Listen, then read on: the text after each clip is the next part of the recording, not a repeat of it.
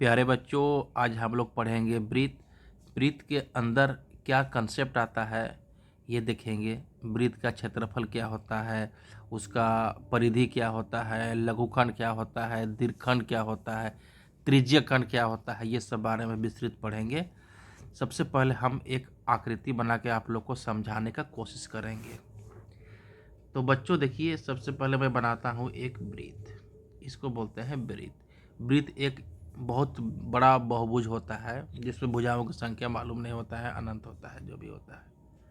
देखिए, एक होता है त्रिभुज, त्रिभुज से बन जाता है चतुर्भुज, चतुर्भुज से बन जाता है पंचभुज, पंचभुज से हो जाता है षटभुज, फिर सप्तभुज, फिर अठभुज, फिर नवभुज। ऐसा करते करते करते करते बाद में क्या बन जाता है, ये एक ब्रीथ बन जाता है।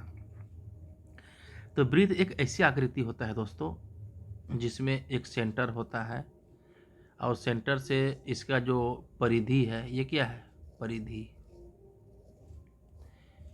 इसकी दूरी होती है, उसको हम लोग बोलते हैं आर, त्रिज्या। ये सभी जगह बराबर होता है, ये सभी जगह बराबर होता है। ठीक है। देखिए, एक त्रिभुज बना रहे नहीं, एक वृत्त बना रहे हैं। इसमें सेंटर है, अगर सेंटर से कोई रेखा गुजरता है तो उसको हम लोग क्या बोलते हैं, व्यास। क्या बोलते हैं, व्यास।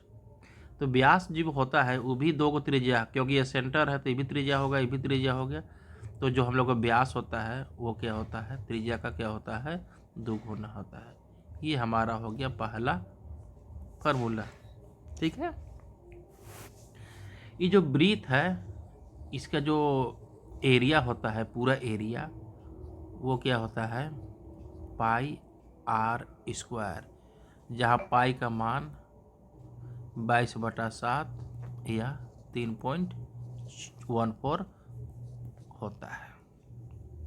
ठीक है, ये कांस्टेंट है, इस बात को आप लोग को याद रखना है।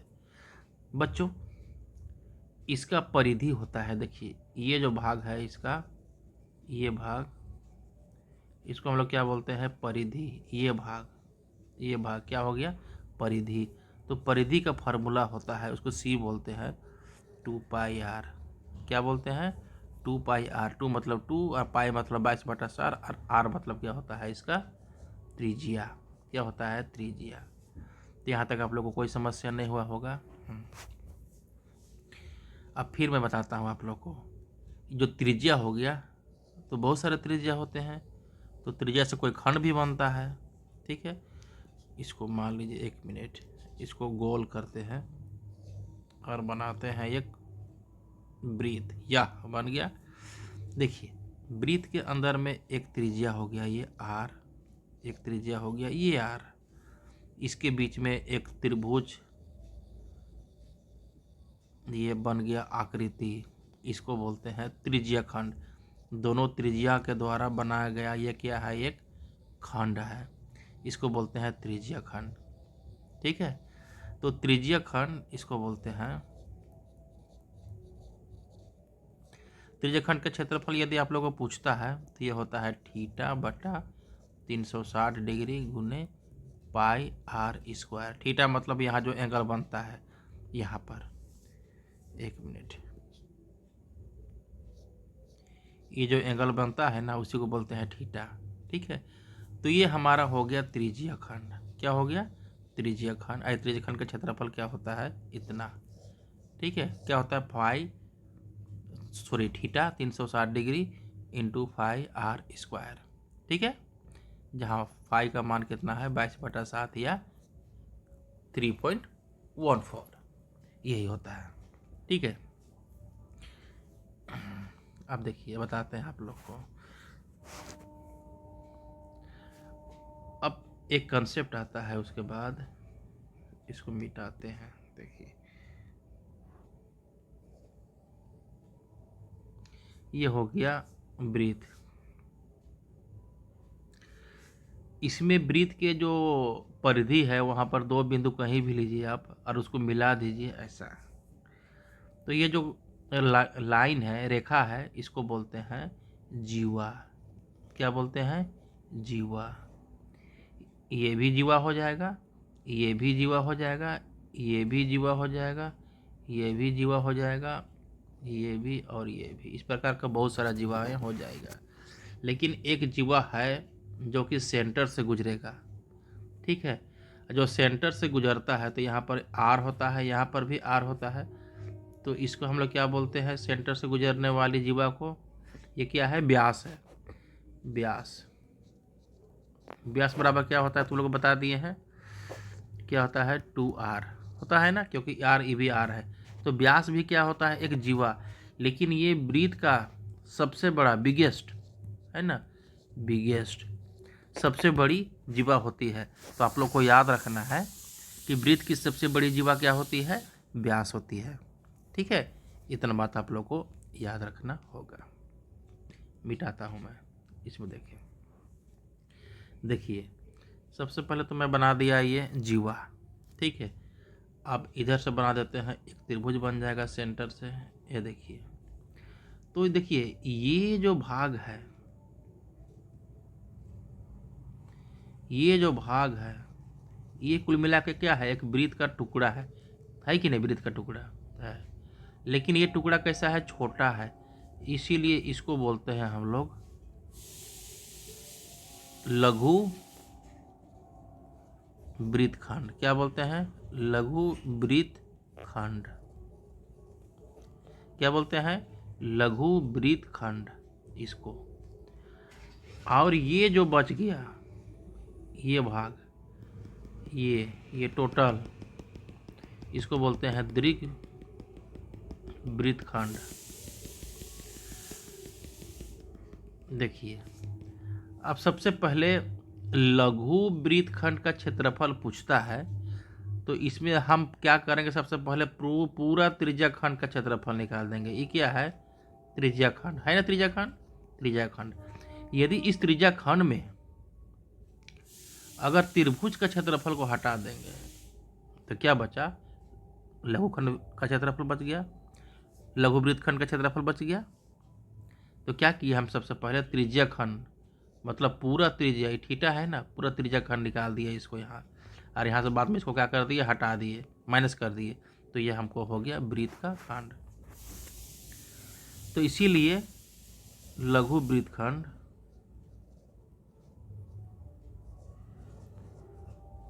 बराबर हो जाएगा, त्रिज्याखंड का क्षेत्रफल क्या होता है, theta pi r square 360 degree, पहला।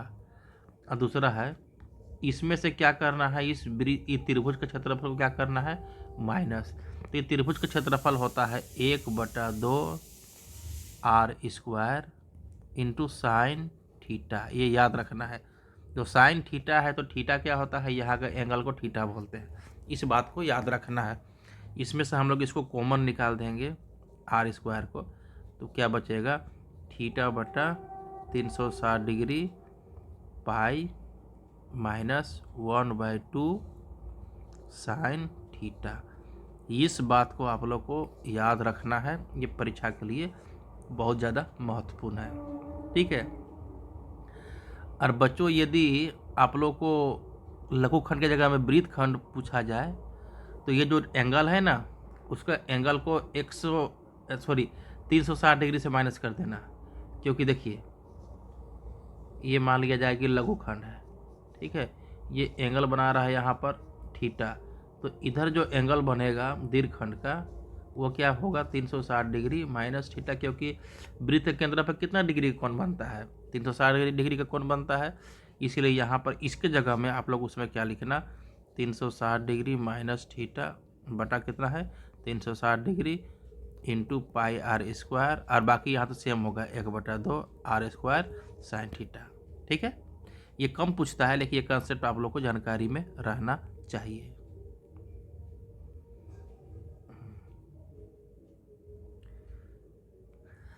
इतना बात क्लियर होने के बाद आपको और एक बात बताते हैं कि किसी भी वृत्त का ये जो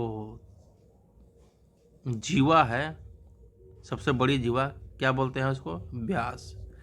यहाँ पर कोई भी त्रिभुज बनेगा परिधि पर 90 डिग्री का कोण ही बनाता है, कोई भी त्रिभुज व्यास पर। देखिए यहाँ पर कहीं भी बने, यहाँ पर निश्चित रूप से 90 डिग्री बनाएगा। कहीं भी कोई भी बनेगा 90 डिग्री, कहीं भी बनाएगा वो कितना डिग्री होगा, 90 डिग्री होगा। ये बात आप लोग को याद रखना चाहिए, इसको बहुत बार एग्जाम में पूछा जाता है।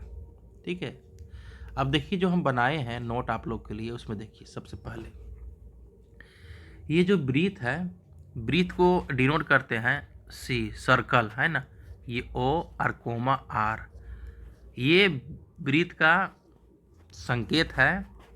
सी मतलब सर्कल, ओ जो लिखा हुआ है मतलब केंद्र होता है, और आर क्या होता है, त्रिज्या होता है। और अगर ऐसा लिखा हुआ है COA, इसका मतलब है कि सर्कल है, ओ सेंटर है, और ए क्या है, त्रिज्या है। लेकिन त्रिज्या विशेषकर आप लोग अगर 10 क्लास में चाहे 1 डे कंपटीशन की तैयारी कर रहे हैं तो इसमें आर ही होता है। कोऑर्डिनेट ज्योमेट्री में इसको ए मान लिया जाता है कभी कभी। ठीक है, तो ये हो गया ब्रीथ का संकेत। ब्रीथ का क्षेत्रफल क्या होता है, पाई आर स्क्वायर है, ये आप लोग को हम बता दिए हैं। फिर त्रिज्य खंड, त्रिज्य खंड का क्षेत्रफल क्या होता है, थीटा बाय 360 डिग्री इंटू कितना है, पाई आर स्क्वायर। यहाँ पर ये क्या हो गया हम लोग का, ये टोटल क्या हो गया, त्रिज्य खंड हो गया। ठीक है, और जहाँ पाई का मान कितना होता है दोस्तों, 22/7 या 3.14। ठीक है, ये तो आप लोग जानते ही हैं, कोई नया बात नहीं है। अब देखिए यहाँ पर देखिए इस चित्र में ए बी क्या दिया हुआ है, वृत्त का जीवा है, सी डी भी क्या है, जीवा है, लेकिन ये सबसे बड़ी जीवा है जो कि क्या है, व्यास है। ठीक है, ये हो गया लघु। हाँ, अब देखिए वृत्त का 2 टुकड़ा होता है, एक छोटा टुकड़ा होता है, यहाँ पर देखिए ये टुकड़ा, इसको हम लोग क्या बोलते हैं, लघुखंड। और ये जो बड़ा होता है ग्रीन वाला है वो क्या बोलते हैं, उसको दीर्घखंड। आप लोग अभी हम बता दिए थे कि इसमें क्या करते हैं, पूरा त्रिज्या खंड का क्षेत्रफल निकाल लेते हैं। क्या निकालते हैं, पूरा त्रिज्या खंड का क्षेत्रफल, और उसमें से इसको क्या कर देते हैं, माइनस कर देते हैं इसको, तो क्या बचता है, लघु खंड का क्षेत्रफल। जैसे कि हम यहाँ पर लिख दिए हैं, लघु वृत्त खंड के क्षेत्रफल बराबर r square theta pi 360 degree minus sine theta by 2, जहाँ थीटा क्या है, यहाँ का एंगल जो यहाँ पर क्या होता है, बनता है। ठीक है, इसके बाद एक चीज़ हम आप लोग को और बता रहे हैं, यहाँ तक क्लियर हो गया है। हाँ, अब देखिए एक होता है वलय, वलय, वलय के बारे में आप लोग हम बता रहे हैं। यहाँ पर देखिए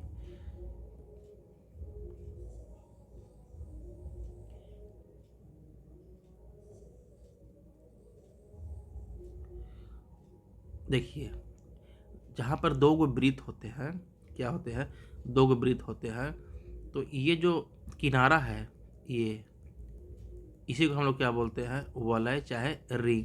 क्या बोलते हैं, वलय चाहे क्या बोलते हैं, इसको रिंग बोलते हैं। तो सबसे पहले तो इसमें 2 वृत्त है, एक अंदर वाला एक बाहर वाला। अंदर वाला वृत्त का त्रिज्या हम छोटा आर मानते हैं, बड़ा वाला वृत्त का त्रिज्या हम लोग क्या मानते हैं, बड़ा आर मानते हैं।